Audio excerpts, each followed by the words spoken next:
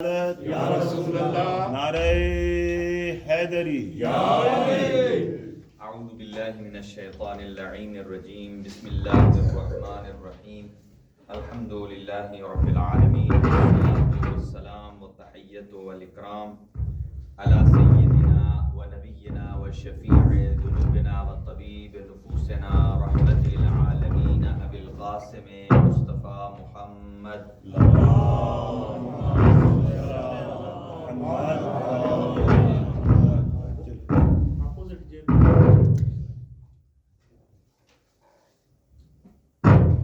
بر محمد و آل محمد صلوات محمد و آل محمد وعلى آلہ الطیبین الطاہرین المعصومین المنتخبین المنتجبین لا سیما علی بقیت اللہ الاعظم روحی و ارواح العالمین لتراب مقدمہ الفدا عجل اللہ تعالی فرجہ الشریف وسہل اللہ تعالی مخرجہ الشریف ولعنت اللہ علی اعدائہم مجمعین من یومنا هذا الى قیام یوم الدین. اما بعد ایک صلوات پڑھ لیں مل کر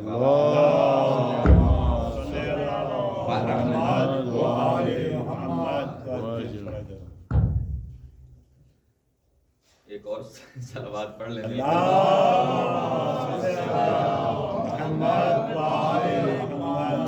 یہ مہینہ یقیناً انوار شعبانیہ اور انوار کے نزول کا مہینہ اور اللہ تعالیٰ کی ذات کی طرف سے رحمتوں اور برکتوں کے نزول کا مہینہ ہے.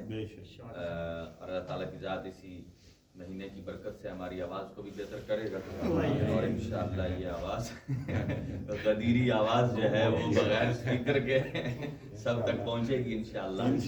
اور میں نے آپ کی خدمت میں آج جو انتخاب کیا ہے وہ سورہ مبارکہ لقمان کا انتخاب کیا ہے.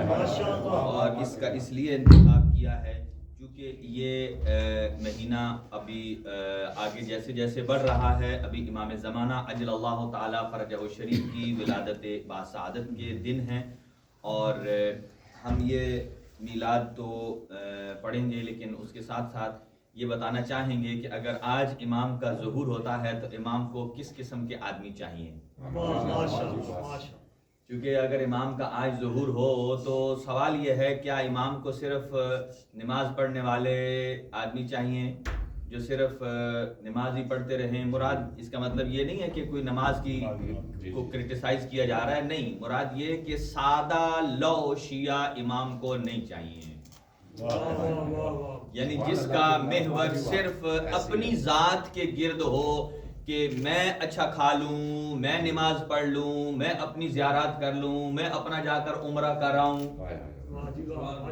جو جس کی سارا کچھ اپنی ذات کے گرد چل رہا ہے، کیا امام کو ایسا شیعہ چاہیے؟ نہیں.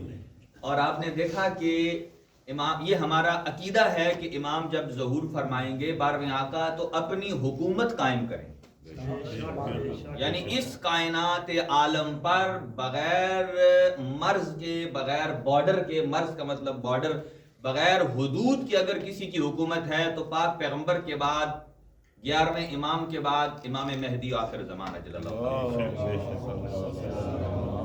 اس کی ایک چھوٹی سی ایگزامپل دیتا ہوں آپ کو کہ مثلا کوئی آدمی، جب ایک آدمی بڑی کمپنی بیچتا ہے، دوسرا خریدتا ہے، تو جو سب سے اوپر ہیڈ ہوتا ہے، پہلے ہیڈ چینج ہوتا ہے. ایک مالک نے بیچ دی کمپنی دوسرے کو، نیچے والوں کو پتہ ہی نہیں ہوتا. کئی آدمی اس فیکٹری میں کام کرنے والے بھی ایسے ہوتے ہیں جنہیں پتہ نہیں ہے اس کا مالک کون ہے. وہ کوئی بیچ رہا ہے، کوئی وہ دوسرا لے رہا ہے، تیسرا بینکرپٹ کر کے آگے کو دے رہا ہے، وہ لے رہا ہے. لیکن جس کے پاس حکومت آتی ہے پھر وہ نیچے سے جو خراب بندے ہوتے ہیں ان کو نکالنا شروع کرتا ہے، اور جو ایکسپیرینس ہولڈر بندے ہوتے ہیں جن پر خود اس کا اپنا بھروسہ ہوتا ہے ان کو ڈالنا شروع کرتا ہے، تو تب اس کا جا کے نظام کمپنی آگے بڑھتا ہے. تو امام جب ظہور فرمائیں گے ان کی اپنی حکومت ہوگی، تو لیڈرشپ تو امام کے پاس ہے. یقیناً وہ صرف زمین کے امام نہیں ہیں، کائنات کے ہیں. جس سیارے پر یہ ڈیوائس جا رہی ہے یا جسے آپ کہیں کہ جہاں تک ہماری انفارمیشن ہے، نالج ہے، وہاں تک امام کی حکومت ہے، لیکن امام کو اپنی اس حکومت کو قائم کرنے میں بہترین قسم کا جج بھی چاہیے، بہترین قسم کا سافٹ ویئر انجینئر بھی چاہیے، بہترین قسم کا آئی ٹی کا بندہ چاہیے، بہترین ڈاکٹر چاہیے کہ جو ہر چھوٹے سے چھوٹے کام پر آپریشن نہ کر دے بلکہ دوائی سے بھی کوئی علاج کرنے والا ہو، یعنی اپنی جیب بھرنے والا نہ ہو۔ اسی طرح امام کو اپنا نظام چلانے کے لیے بہترین عالم دین چاہیے، بہترین اپنے نمائندے چاہیے، بہترین اکنامسٹ چاہیے، اور ہر شعبہ زندگی میں چاہیے۔ تو پھر کوئی پوچھے گا کہ امام کی جب ظہور ہوگا تو اس میں بہت سارے ایسے ہیں کہ اس دنیا میں جن کے شعبے چل رہے ہیں وہ شعبے ٹھپ ہو جائیں گے۔ مثلا غنا کا شعبہ ٹھپ ہو جائے گا، اور بہت سارے شعبہ زندگی ہیں کہ جو ختم ہو جائیں گے، کہ جو خلاف اسلام ہیں یا خلاف شریعت ہیں، یا کسی کو نقصان دینے والے، جیسا کہ جادو ٹونے کر کے جو کسی کو نقصان دیتے ہیں، امام کے آنے سے وہ ختم ہو جائے گا۔ لہذا سورہ مبارکہ لقمان کا اس لیے انتخاب کیا ہے کہ اس میں بتایا گیا ہے کہ غیبت امام میں جو امام کو سپاہی چاہیے، امام کو جو مرید چاہیے، امام کو جو اپنے لشکر والے چاہیے، ان کی صفات کیا کیا ہونی چاہیے، اور ایسا ایماندار آدمی چاہیے امام کو۔ حضرت لقمان، یہ سورہ لقمان قرآن مجید کا 31واں نمبر سورہ ہے، اور جتنے سورے ہیں قرآن مجید میں ان میں بہت دلچسپ سورے بھی ہیں، اور اس کا مطلب یہ نہیں ہے کہ کئی دلچسپ ہیں اور کئی نہیں ہیں، مطلب یہ کہ کئی کی سٹوری ایسی ہے کہ جو ہمیں پسند آتی ہے۔ بعض اوقات انسان جب قرآن کی تلاوت کرتا ہے تو مختلف آیتوں میں اس کو اپنی زندگی نظر آنے لگتی ہے کہ میرے ساتھ کیا گزرا، یہاں کیا ہے، اللہ نے پہلے سے بیان کر دیا۔ یہاں ایک آدمی ایک دن آیا تو مجھے کہتا ہے کہ آغا صاحب میں نے 30 سال قرآن نہیں پڑھا، اور اب جب میں نے پڑھنا شروع کیا ہے تو مجھے تو قرآن مجید میں سے میں نے اپنی ساری زندگی قرآن سے دیکھ لی۔ میں نے کہا مہربانی کرنا اب کل نبوت کا دعویٰ نہ کر دینا۔ لہذا تو وہ یا اللہ حضرت لقمان علیہ، یہ ایک نشانی اور علامت ہے کہ امام کے آنے والے ڈرتے ہیں یا نہیں ڈرتے۔ ہم تو وہ ہیں کہ جو خانہ کعبہ کی دیوار پھٹ جائے تو کل ایمان کی والدہ نہیں ڈرتی۔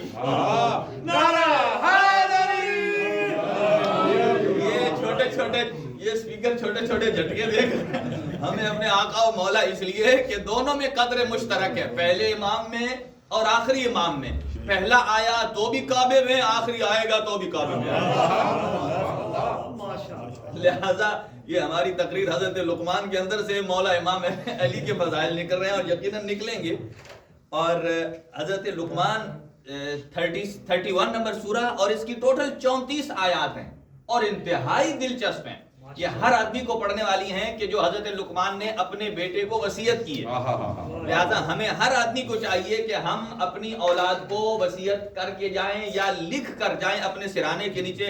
ہم تو جب سوتے ہیں تو ہمارے سرانے کے نیچے موبائل ہوتا ہے اور تو کچھ ہوتا نہیں ہے، لہذا اپنی وصیت کو موبائل کے اندر لکھ کر بھی ہم رکھ دیں تو کم از کم یہ آدھی سنت ادا ہو جائے گی ہمیں۔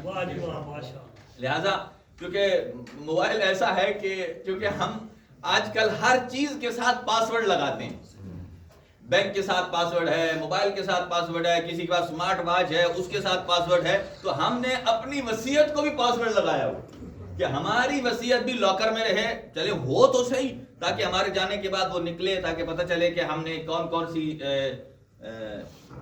آواز آ رہی ہے؟ اوپر نہیں آواز، اوپر موسیٰ بھائی اوپر۔ اچھا چلے اوپر نہیں ہے ابھی تو انشاءاللہ آہستہ آہستہ ایک صلوات پڑھ لے مل کر آواز سے بلا۔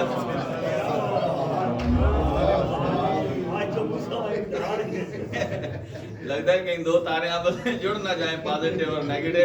یہاں دو ہی قوتیں ہیں، ایک رحمان کی قوت ہے اور ایک شیطان کی قوت ہے۔ لہذا رحمان کی قوت کو دور کرنے کے لیے، رحمان کے قریب ہونے کے لیے ایک بابا سے بلند صلوات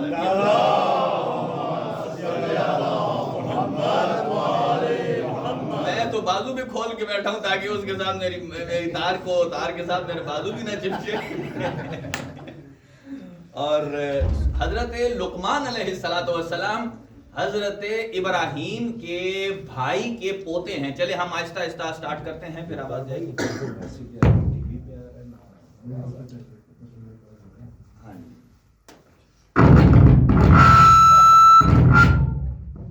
اس کو بند کر دو. نعرہ صلوات،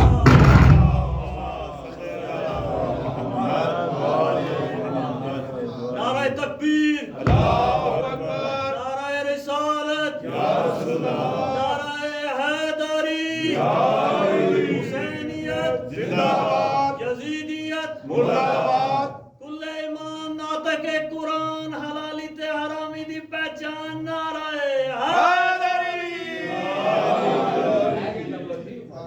لہذا اسپیکر دیکھو جی ماشاءاللہ. پھر حق بنتا ہے نا کہ شکرانے کے طور پر بھی ہم ایک صلوات پڑھیں.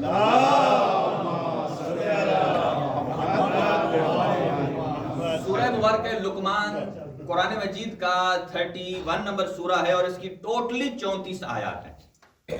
ٹوٹلی 34 آیات ہیں اور حضرت لقمان حضرت ابراہیم کے بھائی کے پوتے ہیں اور حضرت ایوب علیہ السلام حضرت ایوب کے بھانجے ہیں اور ان کا دور رہا ہے حضرت داؤد علیہ السلام سے لے کر حضرت یونس علیہ السلام تک. اور معروف ہیں ان کو مختلف افراد نے نبی کہا ہے لیکن قرآن مجید نے ان کے حکیم ہونے پر نص بیان کی ہے. لہذا ہم حکیم ہی کہتے ہیں کہ مرد حکیم. اور یقیناً یہ جو حکمت ہم کہتے ہیں جو اور ہے اور جو اللہ جسے حکیم کہتا ہے وہ حکمت ایسی اسپیشل ہوتی ہے کہ جو اللہ اپنے خاص بندوں کو عطا کرتا ہے.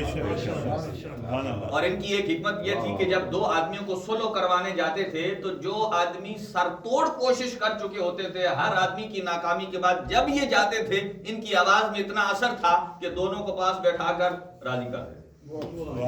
لہذا اللہ تعالیٰ کی ذات ہمیں بھی حضرت لقمان کی حکمت میں سے 1% بھی اگر ادا کر دے تو ہمارے ہاں کوئی اختلاف ہی نہ رہے.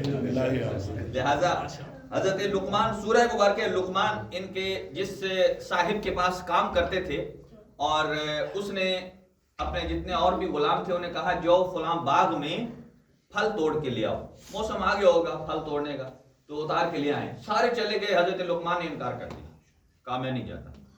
انہوں نے کہا کیوں نہیں جاتے؟ اس نے کہا بھائی جس کام سے میں صبر نہیں کر سکتا یا جو مجھ سے نہیں ہوتا میں خواہ مخواہ اپنے آپ کو برے کام میں مبتلا کروں. اس نے کہا اس میں کون سا برا کام ہے؟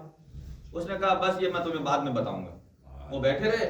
وہ جب سارے شام کو توڑ تاڑ کے آ گئے تو واپسی پر حضرت لقمان نے کہا کہ اب پہچاننا ہے کہ میں کیا ہوں اور یہ کیا ہے؟ کہا ہاں. کہا ان سب کو الٹی کہہ کرنے کی گولی دو. اس نے گولی دی اور سب نے الٹی کی تو جو پھل توڑنے گئے تھے وہی پھل ان کے اندر سے نکلے.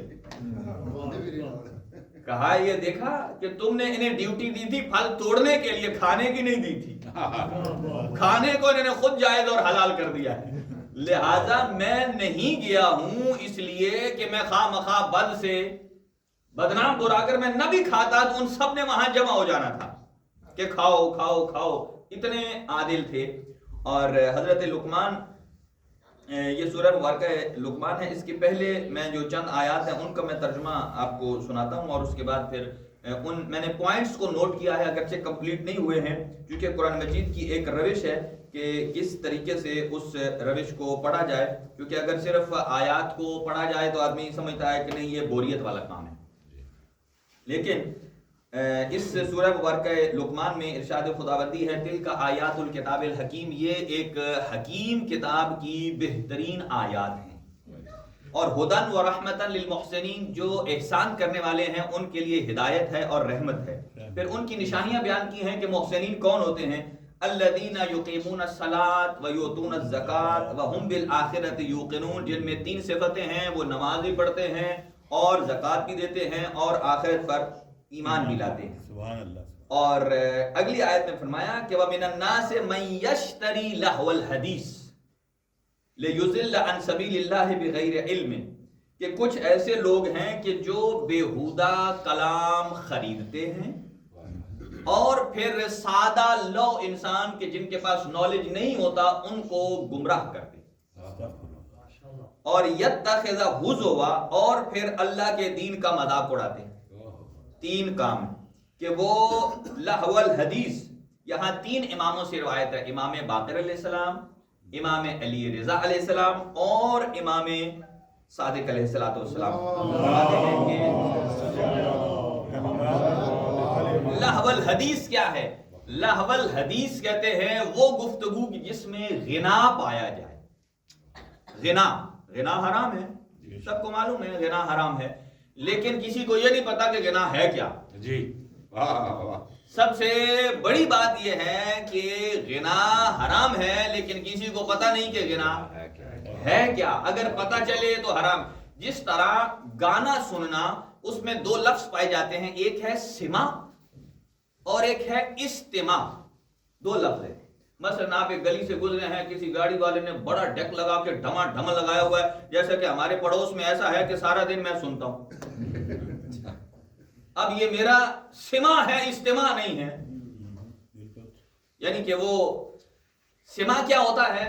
سما کا مطلب یہ ہے کہ کوئی آوازیں ہوا میں گونج رہی ہیں، وہ آپ کے کانوں میں پڑ، ظاہر ہے کان تو کھلا ہے، اس میں ہر قسم کی چیز آ رہی ہے، لیکن اس میں آپ کی مرضی نہیں. ہزاروں آوازیں پڑتی ہیں انسان کے کانوں میں، انسان اسی کو سلیکٹ کرتا ہے جو اس کی مرضی کے مطابق ہوتی ہے. استماع یہ ہوتا ہے کہ جس کا چیز کو آپ خود سے ارادہ اور اختیار سے لگا کر سنیں. آپ تو جو آدمی خود ویڈیو پلے کر کے گانا سنتا ہے وہ اس طرح ہے کہ وہ اپنی مرضی شامل ہے اس کے، لہذا وہ قطعاً حرام ہے. یعنی بٹن خود دبائے، سلیکشن خود کرے، ڈاؤن لوڈ خود کرے، یہ سارے کام حرام ہیں. اب اس کا مطلب یہ نہیں کسی چھوٹے بچوں کو کہ ہاں بھائی اس کے ذرا سکرول ڈاؤن کر، نیچے نیچے کر، تو لگا. ہاں کئی لوگ ہوتے ہیں نا کہ یہ کام تو کر اور باقی کام ہم کریں گے، تو وہ کیا کرنا ہے کہ نہیں یہ استماع نہیں ہے، یہ تو سما ہے، میں نے لگایا تھوڑی ہے. وہ اللہ تعالیٰ کی ذات جانتی ہے. بعض اوقات سماع کے اندر استماع کی کیفیت پیدا ہو جاتی ہے. بعض اوقات آپ نے سنا کسی سے لیکن خود آپ کو مزے کا لگ گیا. آپ نے کہا چل یار خود تو لگا نہیں سکتا، کسی نے لگایا ہوا ہے تو مزے لوٹ لو. کسی کے ساتھ گاڑی میں بیٹھے ہوئے. جی ہاں، تو وہاں امر بالمعروف واجب ہے، نہی عن المنکر بھی واجب ہے. وہاں اسے چلو آدمی یہ نہ کہے، ہو سکتا ہے دیکھیں کسی کو نہی عن المنکر کے بھی انداز ہے. نہی عن المنکر ایسا نہیں ہے کہ آپ جناب لوہے کا سوٹا لیں، ڈنڈا لیں اور اسے مار دیں. اسے کہہ سکتے ہیں یار میرے کانوں میں تکلیف ہے، یہ تیری ڈھجا جو ہے مجھے تکلیف دے رہی ہے، میں نفسیاتی طور پر ٹھیک نہیں ہوں، اور میں بہرحال اسے تو ذرا اگر مہربانی ہو تو جب تک میں بیٹھا ہوں آپ اسے بند کر لو. تو ایسی صورتحال ہے. امر بالمعروف اور نہی عن المنکر کے بھی ہاں یہ کیفیتیں ایسی ہیں کہ اگر اپنی مرضی شامل ہو جائے. دیکھیں یہ فرشتے عذاب یا گناہ لکھنا تب شروع کرتے ہیں جب ہماری مرضی شامل ہوتی ہے. اللہ نے ایسا نظام بنایا. لہذا سماع اور استماع. یہاں ہے غنا. تینوں اماموں سے روایت ہے کہ کئی افراد جو ہیں وہ ایسی کتابیں خریدتے ہیں. یہ اس زمانے کی بات ہے کہ جو یہاں ایک روایت ہے اس شان نزول میں، وہ روایت میں لکھا ہے کہ ایک شخص کا نام ہے نضر بن حارث. یہ تاجر تھا جو مدینے کا رہنے والا تھا اور ادھر فارس میں آتا تھا اور کچھ کتابیں خرید کے لے جاتا تھا. آپ کو پتا ایران میں بہت ساری کتابیں ہیں جو ناولوں کی ہیں، کوئی ان کی ایک پرانی ہسٹری ہے، کوئی کہانیوں کی ہیں. وہاں سے وہ کہانیاں لے جاتا تھا مدینے میں اور لوگوں کو جا کر کہتا تھا کہ یہ آپ صلی اللہ علیہ وسلم کے بارے میں یہ آپ کو وہ حضرت ہود کی یعنی قوم عاد کی، قوم سمود کی کہانی سناتے ہیں. وہ قرآن پر آؤ میں تمہیں نئی کہانیاں سناؤں. تو وہ انہیں کون سی کہانیاں سناتا تھا؟ اسفندیار کی، رستم کی، ایسے بادشاہوں کی داستانیں سنا کر لوگوں کو قرآن کی جگہ دوسری داستانیں سناتا تھا. یہی وجہ ہے کہ قرآن مجید کو پڑھنے سے پہلے ہمیں یہ جاننا ضروری ہے کہ یہ جو داستانیں ہیں، چونکہ کچھ داستانیں جنہیں کہا جاتا ہے داستان غریق، جو گھڑی گئی ہیں کہانیاں اور قرآن میں پھر شامل کی گئی. اسی لیے علوم قرآن جب آپ تفسیر پڑھتے ہیں اس سے پہلے ایک علم ہے جسے کہتے ہیں علوم قرآن کے، جو بتاتا ہے کہ ایتھنٹیکیشن کس ڈائریکشن میں جا رہی ہے، کہ کون سی آیت کی تفسیر آپ لیں گے تو آپ کو صحیح معنی میں لے جاتی ہے. کہیں ایسا نہ ہو کہ آپ غلط قسم کی جو روایات یا غلط قسم کی داستانیں آ گئی ہیں، داستانیں غرانی کو نے بولتے ہیں، تو کہیں ایسا نہ ہو کہ آپ الٹی طرف چل پڑیں. جیسے رسول اکرم صلی اللہ علیہ وسلم کے عیاذ باللہ نقل کفر باشد، ان کے بہت ساری ایسی داستانیں ڈالی گئی ہیں بیچ میں. اور یہ کس نے ڈالی ہیں؟ یہ ایک آدمی تھا جس کا نام تھا ابی ابن قعب، اور یہ مسلمان بھی نہیں تھا، غیر مسلم تھا. وہ حضرت موسیٰ علیہ السلام کی قوم سے اس کا تعلق تھا، اور ادھر سے آیا. اور حضرت ابو ذر کا زمانہ تھا. اب دیکھیں تفسیر میں کہاں سے کہاں بات جا رہی ہے ماشاءاللہ کہ حضرت ابو ذر غفاری کتنے سچے آدمی تھے. ان کو ملک بدر کر دیا گیا تھا، وہاں سے نکال کر ربضہ سے کس طریقے سے ایک جانور پر بیٹھا کر، بہرحال جب حاکم شام کے پاس وہاں بھیجا تو وہاں بھی چوک میں لوگوں کو جمع کر لیتے تھے، کہتے تھے آؤ لوگو آؤ ایھا الناس، آ جاؤ میرے پاس، میں تمہیں رسول اکرم صلی اللہ علیہ وسلم کی وہ احادیث سناتا ہوں کہ جو میں نے ان کے لبہائے مبارک سے خود اپنے کانوں سے سنی، بغیر کسی راوی کے فاصلے کے، بغیر کسی کے. اور سب کو جمع کر کے مولا علی علیہ السلام کے فضائل پڑھتے تھے. اور انہوں نے ایک دن آ کر پکڑ لیا. انہوں نے کہا بھئی یہ تو کیا پڑھ رہا ہے؟ اچھا، اس کی سوچ کو ڈائیورٹ کرنے کے لیے فوراً حضرت ابو ذر غفاری نے کہا یہ جو تو نے محل بنایا ہے سبز پتھر کا، یہ کس سے بنایا ہے؟ اس نے تو کہا نا مولا علی، اس نے کہا ان کو چھوڑ، وہ اپنی جگہ مسلم ہے، تو مجھے یہ بتا کہ سبز سنگ مرمر بہت مہنگا ہوتا ہے، اور اس کا جو تو نے یہ محل بنایا ہے یہ کس کے پیسے سے بنایا ہے؟ اگر بیت المال سے بنایا ہے تو بھی ناجائز ہے، اور اگر اپنے ذاتی مال سے بنایا ہے تو بھی اسراف ہے، یعنی کسی صورت میں تیری بچت نہیں ہے. اور اس نے کہا کہ نہیں یہ ہم سے نہیں برداشت ہو سکتا، یہ ہماری ویلیو ڈاؤن ہو رہی ہے، حضرت علی کی ویلیو پر، اس کو واپس ادھر بھیج دیا ہے. لہذا جیسے ہی وہاں بھیجا تو حضرت ابو ذر غفاری کے پاس ایک آدمی آیا جس کے پاس اس نے کوئی غلط روایت بیان کی. حضرت ابو ذر غفاری کے پاس اونٹ کی جو ٹانگ ہوتی ہے اس کی ہڈی تھی بطور عصا، اور اس نے کوئی بات کی غلط بات، تو یہ وہ جو ہڈی تھی اور وہ بھی اونٹ کی اٹھا کر دے کر اس کے سر میں مار دی. اور اس نے کہا میں تمہیں دین کی بات بتا رہا ہوں. حضرت ابو ذر غفاری نے فرمایا تو آیا کدھر سے ہے؟ کہا فلان جگہ سے. کہا ادھر سے آ کر حضور کے دین کی بات تو مجھے سنائے گا؟ تو مجھے سنائے گا؟ اور حضرت ابو ذر غفاری کہ جب حاکم نے مدینے کے حاکم نے ان کے گھر رات کو اندھیرے میں 200 درہم کی تھیلی بھیجی، دروازے پر دستک ہوئی، کوئی آدمی آیا، کہا حاکم کی طرف سے، بادشاہ کی طرف سے 200 درہم آپ کے لیے. حضرت ابو ذر غفاری نے اونچی آواز میں کہا اللہ کا شکر ہے، اللہ نے مملکت اسلامیہ کو اتنا پیسہ دیا ہے کہ مملکت اسلامی ہر مسلمان کو 200 دے رہی ہے. اور اس نے کہا چپ کر، یہ اونچا نہ بول، یہ صرف تیرے لیے.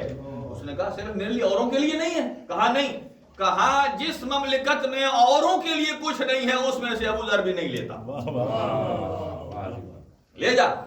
اور امام صادق علیہ السلام فرماتے ہیں کتنا فرق ہے حضرت ابو ذر میں اور حضرت امام صادق علیہ السلام نے فرمایا کہ جس شب حضرت ابو ذر نے یہ 200 واپس کیے اس شب وہ خود بھی بھوکے سوئے اور ان کے اہل خانہ بھی بھوکے سوئے. لہذا زمانے کے امام تک. اچھا، یہاں فرمایا کہ وہ ایسے افراد ہیں وَمِنَ النَّاسِ کہ جو حدیث کے بجائے کہانیوں کی کتابیں خریدتے ہیں اور اس سے سادہ لو انسانوں کو پھر گمراہ کرتے ہیں. تو بات ہو رہی تھی یہاں 3 معصوموں نے فرمایا کہ لہو الحدیث سے مراد ایسا کلام ہے جو لوگوں میں بے راہ روی ایجاد کرتا ہے، لوگوں کو سیدھے راستے سے ہٹا دیتا ہے. اور غنا اس ایک آواز کو کہتے ہیں. ظاہر ہے وہ تو اب نکال کر تو میں بھی آپ کو نہیں دکھا سکتا ہوں، میں صرف ڈیفینیشن بتا سکتا ہوں. ظاہر ہے وہ جس نے یہ آواز کے جو 7 وہ ہوتے ہیں آلات یا جو ان کی سٹیجز ہوتی ہیں، وہ جو اس نے ساز ہیں جو سیکھے ہوئے ہیں، اس کی ایک لیول پر جا کر جہاں وہ مثلا کئی افراد ایسے ہوتے ہیں نا، وہ جب ہاتھوں کے اشارے ساتھ شروع کر دیتے ہیں نا تو میرا ان کی طرف دیکھنے کو دل ہی نہیں کرتا، بھلے وہ منقبت ہی ساتھ پڑھ رہے ہیں. یعنی اب دیکھیں، اب میں وہ کر بھی نہیں سکتا. یہ ممبر ایسا ہے کہ پاکیزہ جگہ پر وہ ہاتھوں سے وہ باقاعدہ وہ لہو لعب کے آلات کو استعمال کرنے کا، اس کا مطلب یہ ہے کہ وہ اپنے عالم ارواح میں نام اہل بیت کا لے رہے ہیں اور جو ہاتھ چلا رہے ہیں وہ اس آلے کا چلا رہے ہیں جو غنا میں استعمال ہوتا ہے. بے شک سارے ٹی وی پہ ایسے ہی. جی ہاں. لہذا جو بھی منقبت اہل بیت پڑھتا ہے، الفاظ منقب اہل بیت کے جو ہیں وہ بڑے ایک تو شستہ ہونے چاہیے، اور دوسرا اس کو اپنے حرکات و سکنات پر قابو رکھنا چاہیے۔ دیکھیں جب وہ پڑھ رہا ہے، اگر وہ مثلا اپنے ہاتھوں کو چلاتا ہے گٹار کی طرح، اپنے ہاتھوں کو چلاتا ہے بانسری کی طرح، یا اور جو آلات ہیں، اس کا مطلب کیا ہے؟ اس کا مطلب یہ ہے کہ وہ جو پڑھ رہا ہے اس کا مطلب ہے کوئی اور چیز اس کے روح میں شامل ہے کہ جس کی وہ کاپی کر رہا ہے۔ لہذا یہاں آگے شرک کی بات آتی ہے، اس پر عرض کروں گا آپ کی خدمت میں۔ یہاں ایک اور آیت کو آپ کو سناتا ہوں، پھر اس کے بعد آگے بڑھتے ہیں کہ خلق السماوات بغیر عمد ترونہا، کہ اللہ نے اس زمین و آسمان کو بغیر ستونوں کے دکھائی دینے والے کے خلق کیا۔ ستون ہیں جو دکھائی نہیں دیتے۔ آپ صلی اللہ علیہ وآلہ وسلم سے پوچھا گیا کہ یہ شیعہ علی کی اہمیت پر حدیث مبارکہ ہے پاک پیغمبر صلی اللہ علیہ وآلہ وسلم کی، فرمایا کہ آسمان کے جتنے ستون ہیں، ہر ستون کے ساتھ اللہ نے 70,000 فرشتے کو رکھا ہے، اور وہ کرتا کیا ہے؟ حضرت علی اور شیعیان علی کے لیے توبہ اور استغفار کرتا۔ یعنی آپ اگر کیلکولیشن کریں تو اتنا استغفار ہم اپنی ذات کے لیے خود نہیں کرتے جتنا اہتمام اللہ تعالیٰ کی ذات نے شیعہ علی کی وجہ سے ہمارا کیا ہے۔ اور پاک پیغمبر سے پوچھا کہ یہ عرش کے ستون کتنے ہیں؟ فرمایا 3,60,000 3,60,000 ستون غیر مرئی، جو دکھائی دینے والے نہیں، اور اس کے ساتھ آپ 70,000 کو ملٹیپل کریں، کیا جواب ہے؟ کتنے فرشتے اگر ایک ایک دفعہ بھی ہمارے لیے استغفار کر دیں تو کافی ہے، لیکن وہ 70,000، اور 70,000 کا جو عدد ہے اس کا مطلب یہ نہیں ہوتا 70,000 ایک نہیں ہو سکتا، یہ 70,000 کثرت پر دلالت کرتا ہے کہ اتنی تعداد ہے جسے آپ اور ہم شمار نہیں کر سکتے۔ لہذا اللہ تعالیٰ کی ذات نے ستون کے بغیر آسمان کو پیدا کیا، پہاڑوں میں زمین پر پہاڑوں کو چلایا تاکہ وہ زمین کی مضبوطی کا باعث بنے۔ اور اب جو میں آگے پہنچ گیا اپنے مطلب پر کہ ھذا خلق اللہ، اللہ فرماتا ہے یہ اللہ کی مخلوق ہے، سب اللہ نے پیدا کیا ہے۔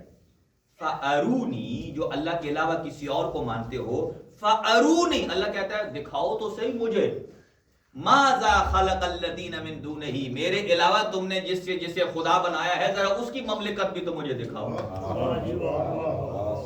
یہ چیلنج ہے قرآن مجید کا کہ یہ تو میری مخلوق ہے، زمین آسمان سب کچھ جو آپ دیکھ رہے ہیں، بذات خود آپ اور ہم انسان سر اللہ کی مخلوق ہیں۔ اللہ فرماتا ہے ارونی، اگر میرے علاوہ جو تم نے خدا بنا رکھے ہیں ان کی کوئی مخلوق ہے تو دکھاؤ۔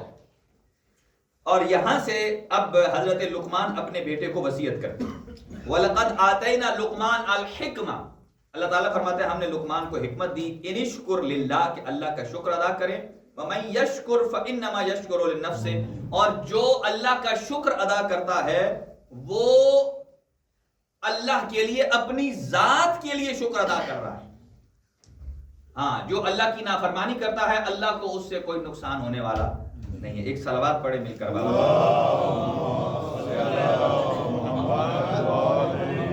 جن چند چیزوں کو میں نے پوائنٹس کی شکل میں جمع کیا ہے، یہ غیبت امام زمان میں ایک مومن کی علامات میں سے یہ علامت ہونی چاہیے، ساری تو نہیں پیش ہو سکیں گی۔ اذ قال لقمان لابنہ، حضرت لقمان نے اپنے بیٹے سے کہا، وہو یعظہ، کہ وہ کہیں گھوم پھر نہیں رہے تھے، سیر سپاٹے کے لیے نہیں گئے ہوئے تھے، بلکہ اسی مقصد کے لیے اپنے بیٹے کو پاس بیٹھا کر باتیں شروع کی۔ کون سا مقصد تھا؟ وصیت، کہ یا بنیا، اے میرے بیٹے، لا تشرک باللہ، اللہ کے ساتھ کسی کو شریک نہ بنانا، ان الشرک لظلم عظیم، سب سے بڑا جو ظلم ہے انسان کا وہ کیا ہے؟ اللہ کے ساتھ کسی کو شریک بنانا۔ اب آ جائیے اس پر ہم 3-4 چیزیں بیان کریں گے کہ شرک کے اثرات کیا ہیں۔ پہلی بات کہ اگر انسان شرک کرے تو اس کے اثرات کیا ہیں، اور دوسرا پوائنٹ یہاں ہے کہ شرک کی علامات کیا ہیں، نشانیاں، کہ کیسے پتہ چلے یہاں شرک ہو رہا ہے۔ کیونکہ پاک پیغمبر نے ایک اچھے بھلے آدمی کو کہا تھا کہ تو ٹھیک ہو جا، تیرے اندر شرک چل رہا ہے۔ اس نے کہا نہیں چل رہا، آپ نے فرمایا چل رہا ہے، لیکن اس کی رفتار اتنی ہے جتنی چیونٹی کی رفتار ہے۔ اس کا مطلب وہ آپ نے کچھوے اور خرگوش کا تو واقعہ سنا ہے نا کہ خرگوش جلدی پہنچ جاتا ہے، کچھوا آہستہ، لیکن مقصد دونوں کا ایک ہی ہے. کوئی اگر چیونٹی کی رفتار سے چلے تو وہ بھی شرک جو کر رہا ہے وہ بھی غیر خدا تک پہنچے گا، اور جو خرگوش کی رفتار سے جا رہا ہے. تو آج ہمیں یہ علامات دیکھنی ہے، 3 علامات، یعنی تیسرا علامات، اور پھر تیسری چیز ہے کہ اس شرک سے مقابلہ کیسے کرنا ہے، کہ کیسے اپنے آپ کو ہم اس سے بچا سکتے ہیں. اور اس کے بعد پھر نیکسٹ جو ہمارا عنوان آئے گا اس پر. پہلی چیز، شرک کے اثرات کیا ہیں؟ اثر کیا ہے؟ اثر یہ ہے کہ جو آدمی شرک کرتا ہے اس کے اعمال حبط، ختم. اب دیکھیں نا، آپ سب حضرات جانتے ہیں کہ جو بھی آپ مثلا کسی بھی سافٹ ویئر کمپوزنگ کرتے ہیں، لاسٹ میں آپشن آتا ہے سیو کرنا. اگر آپ اسے سیو کرنا بھول جائیں، دوبارہ لیپ ٹاپ کھولیں گے، آپ کہیں میں نے تو یہاں فائل ابھی اتنا میں نے کام کیا، وہ کدھر گیا؟ وہ سارے کا سارا حبط ضبط ہو گیا. کیوں؟ صرف ایک آپ نے کنٹرول ایس نہیں دبایا کہ جس سے آپ نے اس فائل کو سیو کرنا ہے. سیو کیے بغیر سارے کا سارا عمل ضائع. اب سمجھیے، ہم جو نماز پڑھتے ہیں، نیاز پکاتے ہیں، نیاز دیتے ہیں، تلاوت قرآن مجید پڑھتے ہیں، یہ سارے کے سارے ہمارے اعمال ہیں. جب تک ہم اسے توحید پروردگار، رسالت پاک پیغمبر اور ولایت ائمہ سے سیو نہیں کریں گے، یہ سارے کا سارا عمل ضائع ہوگا. یعنی یہ سیونگ پروسیس جو ہے یہ 3 چیزوں پر ڈیپینڈ کرتا ہے: ذات پروردگار، توحید، نبوت اور امامت 12 ائمہ کی. اور یہاں قرآن مجید بھی ایک مثال دیتا ہے. قرآن مجید فرماتا ہے کہ لَإِنْ أَشْرَكْتَ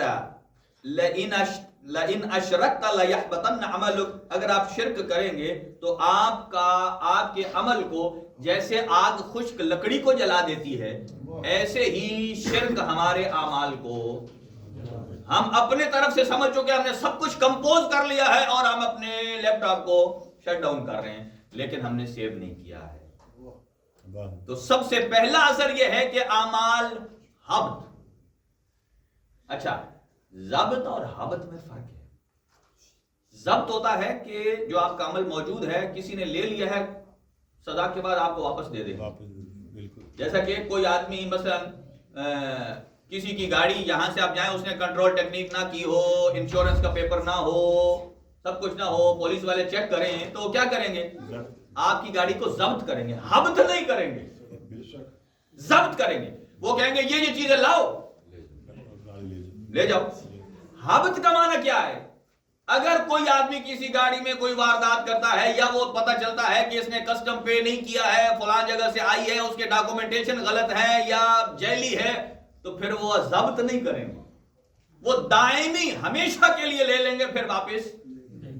یہی وجہ ہے شرک کا اثر یہ ہے کہ وہ اعمال ضبط ہو کر واپس نہیں ہوں گے. جو لے لیا گیا وہ ضائع. آپ سمجھ لیں کہ آپ کی ساری محنت ضائع.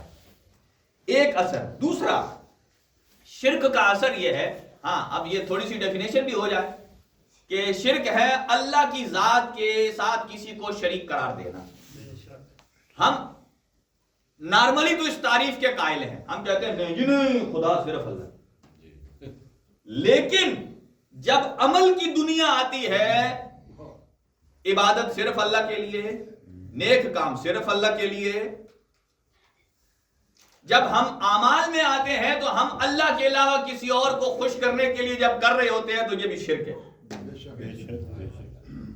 یہ بھی شرک ہے. اسی لیے قیامت والے دن کچھ افراد کہیں گے یا اللہ، ان کا نام اعمال ان کے اپنے حساب میں کہ قیامت والے دن میرا رائٹ ہینڈ میں ہوگا، ثواب زیادہ ہے. اللہ کہے گا اس میں لیفٹ میں پکڑ. وہ کہے گا کیوں جی، میں تو رائٹ والا ہوں. کہے گا نہیں تو پکڑ. بہرحال وہ ڈرتے ڈرتے پکڑے گا، کھولے گا، دیکھے گا تو سارا فارمیٹ، پوری ہارڈ ڈسک اڑ گئی. کہا وہ کیوں؟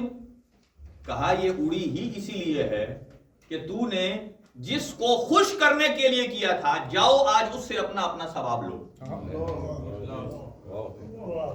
میں تو وہ دوں گا جس نے مجھے میری خوشنودی کے لیے عمل انجام دیا تھا. اگر تو نے کسی اور کی خوشنودی کے لیے کیا تو جاؤ اس سے لو، لہذا میرے پاس تو کوئی نہیں اس وقت ملے گا۔ لہذا اعمال کی دنیا میں یہاں آغا محسن کراتی ہیں جن کا علوم قرآن میں بہت بڑا ایکسپیرینس ہے، بلکہ پوری زندگی انہوں نے لگائی ہے، وہ کہتے ہیں کہ شرک بھی پرسنٹیج میں ہوتا ہے۔ جیسے ہم شیئر خریدتے ہیں نا پرسنٹ، وہ کہتے ہیں شرک بھی پرسنٹیج میں ہے۔ وہ کہتے ہیں آپ نے اگر ایک کام 99% اللہ کے لیے کیا اور 1% شرک شامل ہو گیا ہے تو یہ 1% 99 کو لے ڈوبے گا۔ وہ کیسے؟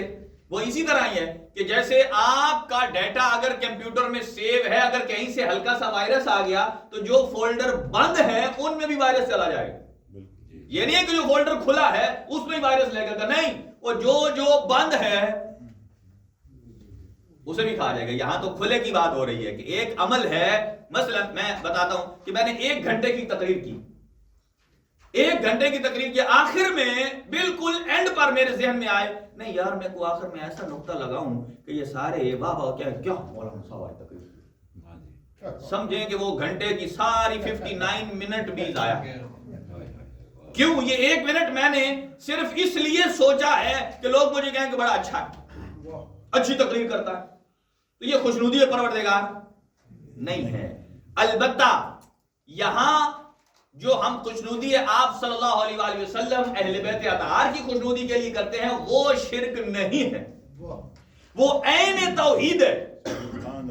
کیوں عین توحید ہے؟ اس لیے کہ اللہ تعالیٰ کی ذات نے ان ہستیوں کو جو بھیجا ہے اپنے اختیارات انہیں عطا کیے ہیں، اور اللہ تعالیٰ کی ذات نے کائنات میں تصرف کا انہیں حق دیا۔ تصرف کسے کہتے ہیں؟ کہ جو کسی میں رد و بدل کر سکتا ہے، اختیار کر سکتا ہے۔ حاکم کل پروردگار عالم کی ذات ہے۔ کوئی یہ نہ سمجھے کہ اب اللہ تعالیٰ کی ذات نے اہل بیت کو دیا ہے تو اللہ خالی ہو گیا، نہیں، قدرت کا منبع ذات پروردگار ہے، اس کی قدرت اپنی ذاتی ہے۔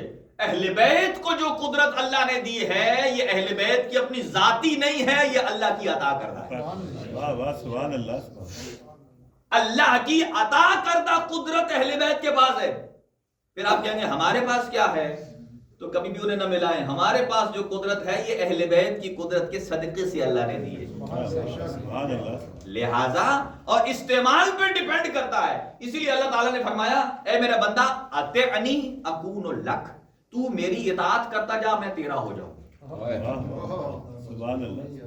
یعنی کہ جو صفات میری ہیں تجھے دیتا جاؤں۔ اب بندہ کہے لے بھائی ہم تو اللہ کی صفات، ہم نے تو سنا تھا کہ اللہ کی صفات کسی میں نہیں ہے، تو بندے میں بھی علماء اخلاق کہتے ہیں کہ بندے میں اللہ کی صفات ہونی چاہیے تو انسان کامل بنتا ہے۔ مثلا اللہ عادل ہے، بندے کو عادل ہونا چاہیے۔ اللہ سچا ہے، صادق ہے، بندے کو سچا ہونا چاہیے۔ اس کا مطلب یہ نہیں ہے کہ بندہ سچ بولے تو خدا ہو جائے، نہیں، یہ وہ صفت ہے جو اللہ کی صفت ہے۔ اسی لیے تو اللہ تعالیٰ کی ذات نے بہت ساری صفات ایسی ہیں جو بندوں میں قرآن مجید میں پیش کر کے فرمایا کہ یہ صفت خدا کی بھی ہے اور اپنے بندوں کو تلقین کی ہے۔ ذرا انبیاء کو بھیجنے کا مقصد ہی یہ ہے کہ اللہ تعالیٰ چاہتا ہے کہ انسانوں کو اس معیار پر لے آئے جیسا اللہ چاہتا ہے، ہدایت کا نظام ہے۔ لہذا اہل بیت اطہار علیہ السلام سے مدد یا ان سے استعانت یہ کوئی شرک نہیں ہے، یہ عین توحید ہے۔ اچھا، تو شرک کا پہلا اثر یہ ہے کہ اعمال سارے کے سارے ختم۔ دوسرا، اضطراب اور پریشانی۔ ہماری زندگیوں میں اضطراب اور پریشانیاں بہت ہیں، یہ شرک کے اثرات میں سے ایک ہے۔ کیوں؟ سنیے کہ جب انسان ایک خدا کو مانتا ہے تو ایک خدا کو راضی رکھنا آسان ہے، اور اللہ انسان سے بہت جلدی راضی ہوتا ہے۔ لیکن اگر انسان نے بہت سارے خدا بنا لیے ہیں تو ہر خدا کا مزاج الگ ہے۔ کوئی خدا اپنی چاپلوسی پسند کرتا ہے، کوئی خدا یہ چاہتا ہے کہ میں اس کے پیچھے پیچھے چلوں، کوئی خدا چاہتا ہے جب وہ بیٹھے تو میں اس کے پیچھے کرسی اٹھا کر میں کھڑا ہوا ہوں میں رکھ دوں، کوئی کہتا ہے میں اس کی خدا کہتا ہے میں اس کی گاڑی کا دروازہ کھولوں۔ تو میں کتنے خداؤں کو راضی کروں گا؟ دنیا کے خدا کتنے خدا نہیں ہو پائے، اسی لیے اضطراب اور پریشانی ہے۔ لیکن ایک خدا کو راضی کرنا کتنا آسان ہے. وہ فرماتا ہے جب کافی عرصے کے بعد اللہ کے پاس انسان جاتا ہے, لو لگاتا ہے, تو اللہ فرماتا ہے کہ اے میرا بندہ تو کہاں تھا, میں تو تیرا مدت سے انتظار کر رہا ہوں. اتنا حکیم پروردگار ہے. یا گھر میں نافرمان بچے کے واپس آنے پر ماں انتظار کرتی ہے, یا پھر اللہ تعالیٰ کی ذات. اور پھر فرمایا کہ ایک کو راضی رکھنا. اور حضرت یوسف علیہ السلام جب قید خانے میں تھے, یہ دیکھیں اپنے سبجیکٹ آرٹیکل کے لیے میں نے قرآن مجید کی بہت ساری آیات کو بطور شاہد یعنی پیش کیا ہے. ماشاءاللہ. ان میں حضرت یوسف علیہ السلام جب زندان میں تھے تو وہاں بہت سارے خداؤں کو ماننے والے تھے, یہ تو موحد تھے. انہوں نے جملہ کہا, یہ قرآن کی آیت ہے, ارباب متفرقون خیر ام اللہ الواحد القہار. وہ جو مختلف خداؤں والے تھے وہ پریشان تھے اور ایک خدا والا مطمئن. حضرت یوسف نے ان سے پوچھا کہ مجھے یہ بتاؤ کہ مختلف خداؤں کو راضی رکھنا آسان ہے یا ایک خدا کو راضی رکھنا آسان ہے؟ یقیناً ایک خدا کو رکھنا آسان ہے. دیکھیں اگر آپ خدا کی ذات کو پکاریں, اور قرآن مجید نے اس کی مثال دی ہے. قرآن مجید نے فرمایا کہ جو اللہ کے علاوہ کسی کو خدا مانتا ہے اس کی مثال اللہ نے دی ہے کہ جیسے وہ آسمان سے گرے اور پرندہ اسے اچک لے. آسمان سے گرے, یہاں تو کوئی 18ویں منزل سے گرے تو نہیں بچتا, آسمان سے گرے تو کیا رہے گا, اور پرندہ اسے اچک لے. یہ کس لیے ہے؟ آپ دیکھتے ہیں کہ جو حیوان مر جاتا ہے پرندے آ کر اس کا گوشت کھا جاتے ہیں, یعنی کہ اس کو کوئی نہ عزت ہے نہ احترام ہے جو غیر خدا کو مانتا ہے. اور اللہ تعالیٰ کی ذات نے فرمایا من یشرک باللہ فکأنما خر من السماء. اور یا پھر دوسری مثال دی ہے کہ یا ایک ایسی جگہ سے تیز ہوا آئے کہ جو ایک جگہ سے اٹھا کر دوسری جگہ انسان کو پھینک دے. قرآن مجید نے مثالیں دی ہیں. یہ ایگزامپل ایک قرآن کا مزاج ہے. اس کا مطلب یہ نہیں ہے کہ اللہ تعالیٰ کے پاس کوئی مطلب نہیں تھا اور وہ مثالیں دیتا کہ حضرت وہ بنی اسرائیل کی گائے پر پوری صورت بنا دی. نہیں, اس میں ہمارے لیے ایک سبق ہے. تو یہ دو اثر ہو گئے, پہلا اعمال ختم, دوسرا اضطراب اور پریشانی, اور تیسرا اختلاف اور تفرقہ. اختلاف اور تفرقہ پڑتا ہی تب ہے کہ جب انسان خدا کے علاوہ کسی اور کو اپنا خدا بناتا ہے. اور وہ کیسے؟ یہاں یعنی ہر معاشرے میں نے اس کو یہ لکھا ہے کہ اللہ تعالیٰ ایک ہے, اس کی طرف سے جتنے نظام ہیں سب کا نتیجہ ایک ہے. اللہ کی طرف سے رہبر, اللہ کی طرف سے قانون, اللہ کی طرف سے انبیاء, اللہ کی طرف سے ائمہ, سارے ایک پیج پر, ان میں کوئی اختلاف نہیں. یعنی جو اللہ کی طرف سے ہے 1,24,000 انبیاء, کوئی اختلاف نہیں. 14 معصوم, کوئی اختلاف نہیں. اور جو دنیا کی طرف یعنی اللہ کے علاوہ ہے ان میں تو کوئی اتفاق ہے ہی نہیں. اچھا مثال قرآن مجید فرماتا ہے, قرآن مجید کے الفاظ ہیں کہ لا تکونوا من المشرکین من الذین فرقوا دینہم, کہ ایسے لوگوں کے پیچھے نہ پڑو جن کے مزاج بھی الگ ہیں اور ان کے خدا بھی الگ ہیں. ظاہر ہے دنیا میں 360 تو اس وقت تھے جب رسول اکرم صلی اللہ علیہ وسلم نے اعلان کیا, تو آج کتنے ہوں گے, کتنے ہوں گے. لہٰذا جتنے خدا, یہاں سے مراد خدا سے مراد کوئی بت کا خدا نہیں, بہت سارے ایسے ہیں کہ آج ہم نے چلتے پھرتے خدا بنا لیے.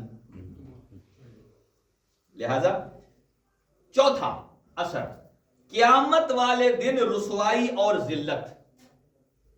قیامت والے دن جائیں گے اللہ تعالیٰ کی ذات رسوا کر دے گا. کیوں؟ اس لیے کہ ہم نے اس کے علاوہ اس کے غیر کو اپنا خدا بنایا. بس اس پر اتنا کافی ہے. اور اب آ جائیں شرک کی نشانیاں, ایک دو نشانیاں اور پھر آگے بڑھتے ہیں. پہلی نشانی شرک یہ ہے کہ قانون الہی کے سامنے بہانے بنانا. اللہ تعالیٰ کے احکامات کے سامنے بہانے بنانا, جہاں میری مرضی نہ ہو. نہیں, ایسا نہیں. جہاں بھی احکام شریعت کے مطابق, اس کی ڈیٹیل نہیں پیش کرتا ہوں, وہاں بہانہ ہم نے بنایا. بس نماز کی مثال لے لی, تھکا ہوا آیا, بہانہ نہیں یار تھک گیا. اللہ بھی جانتا ہے بچوں کے لیے رزق حلال کما رہا ہے. بھائی رزق حلال بھی اللہ جانتا ہے, تو یہ نماز چھوڑ رہا ہوں, اللہ یہ بھول جاتا ہے. لہذا فرمایا پہلی بات یہ ہے، اور قرآن مجید پاک پیغمبر کو فرماتا ہے افکلما جاءکم رسول، اے لوگو جب تمہارے پاس رسول نیا قانون لے کر آتے ہیں تو تم تکبر کرتے ہو، کہتے ہو یہ کیسی چیز ہے، یہ ہمارے خلاف ہے، جیسا کہ بہت ساری باتیں ہیں، بنی اسرائیل میں بھی واقعہ ہے، سب کچھ ہے۔ اور اب آ جائیے آگے، شرک کے اسباب، یہ ایک چیز میں نے بس بیان کر دی، شرک کے اسباب کیا ہیں کہ لوگ کیوں اللہ کے علاوہ دوسروں کو خدا بناتا ہے، اسباب، اور پھر آگے بڑھتے ہیں۔ پہلا سبب، اگر تو لوگ قدرت اور طاقت کی وجہ سے کسی کو خدا بناتے ہیں، کہتے ہیں کہ فلاں بندہ بہت اچھا ہے، میں اس کے ساتھ لگوں گا، اس کے ساتھ چلوں گا، میری زندگی بن جائے گی، سب کچھ ہو جائے گا۔ اگر قدرت اور طاقت کی وجہ سے کسی کے پیچھے چلتا ہے تو اللہ تعالیٰ جواب دیتا ہے کہ لن یخلقوا ذبابا لو اجتمعوا له، کہ اے میرا بندہ تو مجھے چھوڑ کر جن جن کے پیچھے قدرت کے لیے لگا ہوا ہے ان سے ذرا یہ تو کہو کہ میں اللہ نے تو مکھی بنائی ہے جو کم ترین مخلوق ہے، ان سے کہو اکیلا نہیں ساری مخلوق مل بھی جائے تو اس مکھی جیسی تو قدرت بنا نہیں سکتی۔ تو جب یہ قدرت نہیں بنا سکتے مکھی کی تو پھر میرے خدا میرے علاوہ کسی کے پیچھے چلنے کی ضرورت کیا؟ پہلی بات، انسان قدرت کے لیے کسی کے پیچھے چلتا ہے۔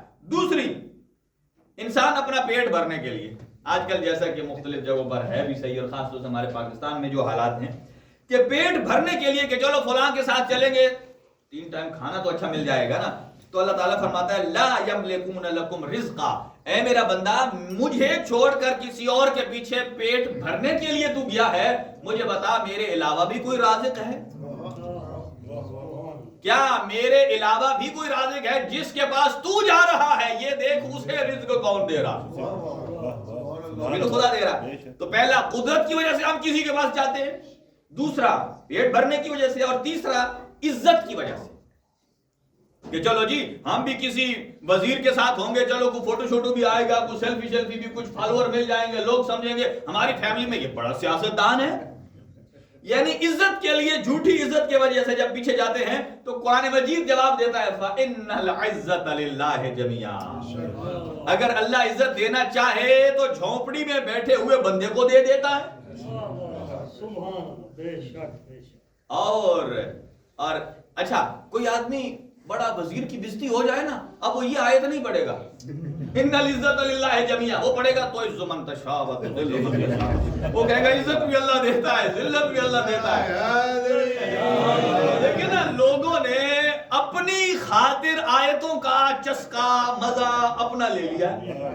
اچھا 3 باتیں ہو گئی، قدرت کے لیے، کھانے پینے کے لیے یا عزت کے لیے۔ چوتھا، مشکلات سے نجات پانے کے لیے کہ کوئی میرے پر کیس بن گیا، کسی کے ساتھ ہوں گا تو چلو باثر آدمی ہے، تو قرآن مجید جواب دیتا ہے فلا یملکون کشف الضر عنکم، کہ اے میرا بندہ مجھے چھوڑ کر جو اس کے پاس گیا ہے مجھے یہ بتا اگر وہ مشکل میں پڑ جائے تو اسے کون نجات دیتا ہے؟ تو اگر کوئی مشکل میں پڑ جائے تو مشکل سے چھڑانے والا میں اللہ، تو تو جا اس میرے غیر کے پاس رہا ہے۔ اب 5ویں چیز، وہ جو میں نے عرض کیا تھا کہ اہل بیت سے توسل یہ شرک نہیں ہے۔ کیوں نہیں شرک ہے؟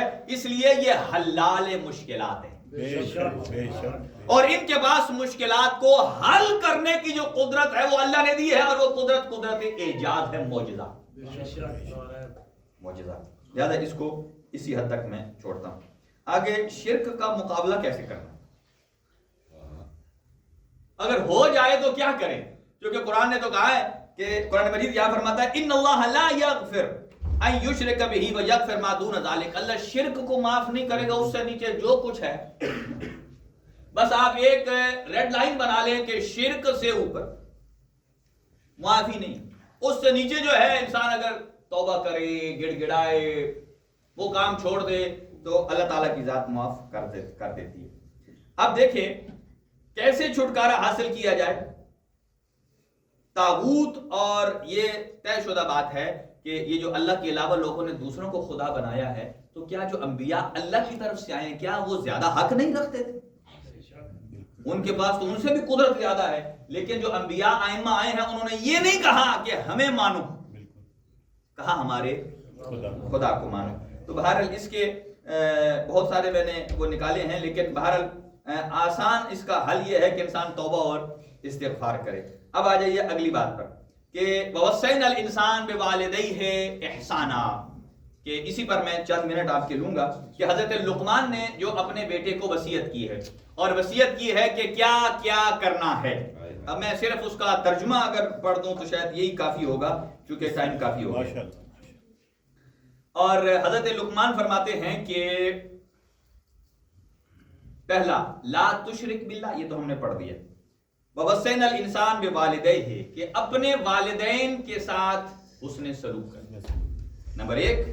دوسرا پھر فرمایا حملتہ امہ وہنا علی وہن، کہ اس کی والدہ نے اسے مشکل سے 9 مہینے پیٹ میں رکھا، اور اس کے باپ نے اس کی، دیکھیں جہاں والدہ کا تذکرہ ہے قرآن مجید میں وہاں والد کا بھی ہے، اور والد کی ایک صفت ایسی ہے کہ جو والدہ کی بیان ہی نہیں کی قرآن مجید نے۔ وہ کیا بیان کی ہے کہ جب اللہ نے قسم کھائی ہے تو باپ کی قسم کھائی ہے، ماں کی نہیں۔ وہ آپ کہتے ہیں کیسے؟ سورہ قسم میں لا اقسم بہذا البلد وانت حل بہذا البلد، اے میرے حبیبی آپ جو شہر مکہ میں ہیں، ہم نے اس کی قسم کھائی ہے، اس لیے نہیں قسم کھائی کہ اور لوگ رہتے ہیں۔ یہی وجہ ہے کہ جو لوگ کہتے ہیں کہ کربلا میں امام حسین تھے اور وہاں تو یزیدی بھی تھے، تو وہ جہاں یزیدی تھے وہ کیسے خاک کربلا بن گئی، وہ کیسے خاک شفا بن گئی؟ وہاں تو خون صرف امام حسین بہتر کا نہیں اوروں کا بھی گرا ہے۔ اب یہاں دیکھ لیجئے اللہ فرماتا ہے اے میرے حبیب اس مکے میں اتبا ہے، اتیبہ ہے، شیبہ ہے، بتگر ہے، بت فروش ہے، مشرک ہے، لیکن ہم نے قسم کھائی۔ آپ اندازہ لگائیں اللہ کسی ایسی جگہ کی کھائے گا قسم جہاں مشرک رہتا؟ فرمایا کیوں قسم کیوں کھائی؟ انت حل بہذا البلد، یہ صرف ہم نے آپ کی ذات کی وجہ سے کہ آپ اس زمین پر رہتے ہیں۔ اب یہ کربلا کا آپ کو سمجھ آ جائے گا، جس زمین پر حضور رہتے ہیں اللہ اس کی قسم اٹھا رہا ہے، ان سے کوئی سروکار نہیں ہے کہ حضور کے صدقے وہ ان کی ساری نجاستیں دور ہو جائیں گی۔ اور پھر فرمایا ووالد وما ولد، یہاں والد کا لفظ ہے، والد ایک باپ کی قسم کھائی، ولد بیٹا، یہاں اللہ نے باپ کی قسم اور بیٹے کی قسم کھائی۔ اب باپ اور بیٹا بھی سن لیں کون ہے۔ جب اللہ نے باپ اور بیٹے کی قسم کھائی ہے تو عام باپ اور بیٹا نہیں، اس وقت 3 باپ تھے 3 بیٹے تھے، ایک ابو جہل تھا، ایک اس کا بیٹا ابو لہب تھا، اس کا بیٹا۔ اللہ نے ان 2 اور ان کے بیٹوں کے لیے قسم نہیں کھائی، جس کے لیے قسم کھائی ہے وہ ایک ابو طالب ہے اور ایک کل ایمان علی ہے۔ لہذا یہاں اپنے بیٹے کو وصیت کر رہے ہیں کہ والدہ کی بھی رسپیکٹ کرنا، اور باپ تو وصیت کر ہی رہا ہے۔ فرمایا وَفِصَالُهُ فِي عَامَيْن، کہ 2 سال تیری ماں نے دودھ پلایا۔ اور دودھ پلانے، یہاں ایک اور فقہی مسئلہ بھی بتا دوں کہ کل پرسوں میں نے پتہ نہیں کہیں کوئی پڑھا تھا تو کہا کہ کسی نے سوال کیا کہ یہ 2 سال دودھ پلانا واجب ہے؟ واجب نہیں ہے، اس سے پہلے بھی چھڑا سکتی ہے، لیکن چھڑوانے کی حد 2 سال ہے۔ جو ریڈ لائن ہے اس کے 2 سال کے 1 دن بھی اوپر ماں کے لیے جائز نہیں اپنے بیٹے کو دودھ پلائے۔ کیوں؟ قرآن نے دیکھیں یہ جو عمریں بھی رکھی ہیں، حصہ رکھا ہے، اس میں بڑی اللہ تعالیٰ کی ذات نے حکمت رکھی ہے، اس لیے کہ 2 سال کے بعد وہی بچہ اپنی والدہ کے لیے کسی اور کیفیت میں آ جاتا ہے، مراد اس کا سینس بیدار ہو جاتا ہے۔ 2 سال جو اللہ تعالیٰ کی ذات نے ایک لمٹ رکھی ہے وہاں کا، کئی خواتین ہیں وہ کہتی ہیں نہیں ابھی دودھ ہے تو ٹھیک ہے اوپر پلاؤ جی، کیا ہے جتنا کہتے ہیں ماں کا دودھ جتنا پیے گا اتنا پاورفل ہوگا۔ بھائی جہاں ماں کا دودھ قرآن سے ٹکرا جائے وہاں طاقت نہیں، کمزوری کا باعث۔ اچھا یہ تو وہ مائیں کہتی ہیں نا 2 سال سے زیادہ پلاؤ پاور آئے گی، تو کچھ اور مائیں بھی ہیں جو کہتی ہیں نہیں نہیں 2 سال سے پہلے ہم کیوں پلائیں، ہماری اپنی پاور چلی جاتی ہے، ہمارے اپنے اندر ضعف آ جاتا ہے، کمزوری آ جاتی ہے، وہ پتہ نہیں اپنے کیا ان کی دلیلیں ہیں۔ تو جہاں قرآن نے پلانے کو کہا ہے لوگ ڈبے کا پلاتے، دیکھیں اس کے اثرات تو ہوں گے. تو بہرحال انشکر لی والدیک، اپنے اللہ کا شکر ادا کرو اور اپنے والدین کا. یہاں دو چیزیں ساتھ استعمال ہوئی ہیں. اچھا یہاں آگے بھی ایک بہت قیمتی جملہ ہے، جہاں بھی اللہ نے نماز کا تذکرہ کیا ہے وہاں اس کے ساتھ زکوٰۃ کا تذکرہ کیا. سبحان اللہ. لیکن جب حضرت لقمان نے اپنے بیٹے کو وصیت کی ہے تو وہاں زکوٰۃ کا نہیں کیا. کیا حکمت ہے وہ ابھی عرض کرتا ہوں. اور پھر فرمایا یا بنیا، اے میرے بیٹے، اقم الصلاۃ وامر بالمعروف. نماز کے ساتھ زکوٰۃ نہیں کیا. بہت سارے مقام ایسے ہیں کہ جہاں 24 یا 48 سے زائد ہے کہ جہاں نماز کے ساتھ زکوٰۃ کا ذکر ہے، لیکن یہاں نماز کے ساتھ زکوٰۃ کا نہیں ہے. کیوں؟ اس لیے کہ جس کو وصیت کر رہے ہیں وہ کم سن ہے، وہ بھی ابھی اتنا مالدار ہی نہیں ہے کہ اس کا مال ہو اور اس میں پھر زکوٰۃ واجب ہو. تو کہا باقی جہاں نماز کا ہے وہ جہاں وجوب نماز ہے، تو جہاں 15 سال سے اوپر ہے لہذا اس کے لیے لازمی ہے صاحب ثروت بھی ہوگا. اور پھر فرمایا کہ یہاں 3 قسم کی اطاعتیں ہیں، ان کو بعد میں پیش کروں گا. یہ ایک جملہ بیان کرتا ہوں آپ کے لیے پھر ختم کروں گا کہ یا بنیا انک ان تک مثقال حبۃ من خردل. رائی کا دانہ ہوتا ہے، جیسے آپ کسی لکڑی کو جلائیں ایک کالا سا سب سے چھوٹا دانہ ہوتا ہے. کہا اگر اس سے بھی چھوٹی نیکی کرو گے، بھلے تم سخت پتھر میں چھپا دو، بھلے تم نرم مٹی میں چھپا دو، بھلے آسمانوں میں چھپا دو، اللہ اس کو قیامت والے دن ظاہر کرے گا. ہمارا کیا کام ہے؟ ہم چھوٹے سے چھوٹا کر کے جب تک دکھا نہ دیں. کہاں مومن کی یہ نشانی ہے، کیا ہے کہ وہ اپنے بڑے سے بڑے عمل کو چھوٹا سمجھے اور چھوٹے سے چھوٹے عمل کو دوسرے مومن کے چھوٹے عمل کو بڑا سمجھے. ہمارے ہاں برعکس ہو گیا ہے، ہم اپنے چھوٹے کو بڑا سمجھتے ہیں اور دوسرے کے بڑا کو چھوٹا سمجھتے ہیں. حالانکہ یہی والدین کے بارے میں ہے. امام زین العابدین علیہ السلام نے صحیفہ سجادی میں جو والدین کے لیے دعا مانگی ہے، اس نے فرمایا اے میرے اللہ تو مجھے توفیق دے کہ میں اپنے والدین کے چھوٹے سے چھوٹے عمل کو میری نگاہ میں بڑا کر دے اور میرے اپنے بڑے سے بڑے کام کو والدین کی نگاہ میں چھوٹا کر دے.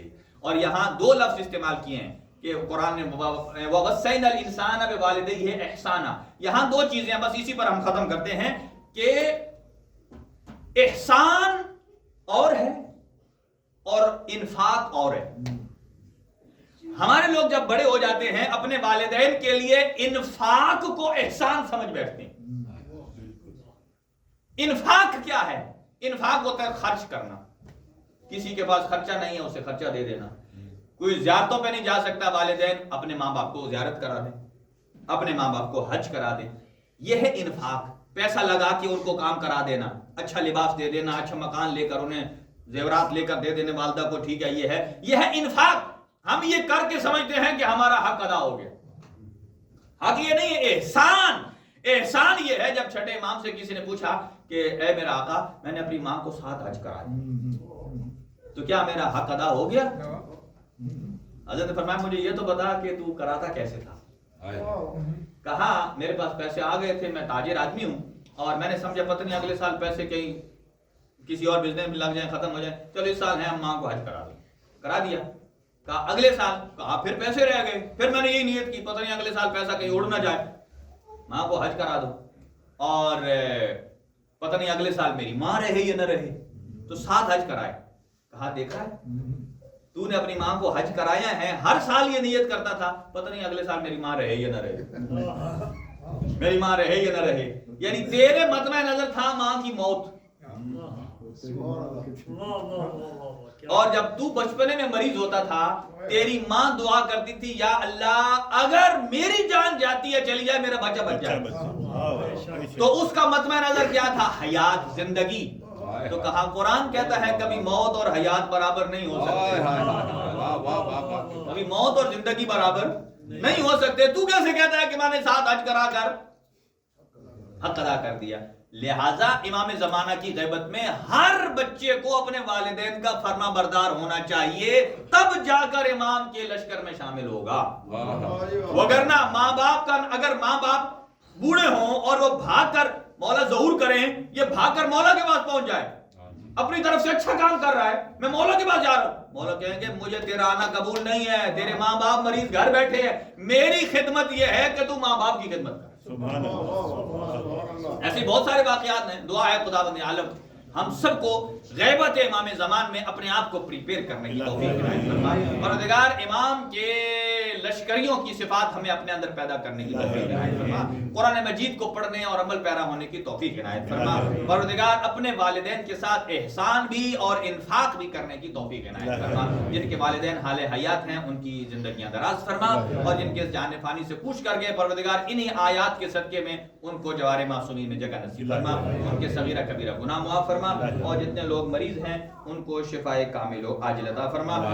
خاص طور سے شیخ محمد ضامن صاحب کا کوئی چیک اپ ہے، اللہ تعالیٰ ان کو شفا نصیب فرمائے.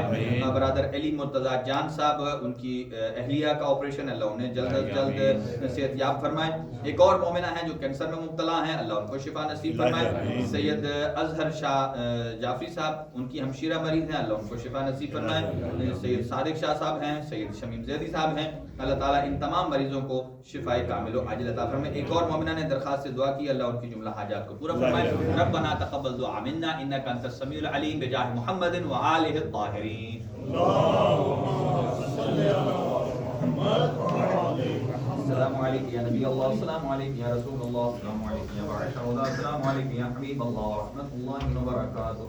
السلام علی محمد وعلی وفاطمة والحسن والحسین وعلی بن الحسین زین العابدین ومحمد بن علی الباقر وجعفر بن محمد الصادق وموسى بن جعفر الكاظم وعلي بن موسى الرضا ومحمد بن علي التقي وعلي بن محمد النقي والحسن بن علي العسكري والخلف القائم المهدي اللمان من فتن الزمان. السلام عليك يا خليفة الرحمن، السلام عليك يا دافع الظلم والعدوان، عجل الله تعالى فرجك وسأل الله تعالى مخرجك وظهورك ورحمة الله وبركاته.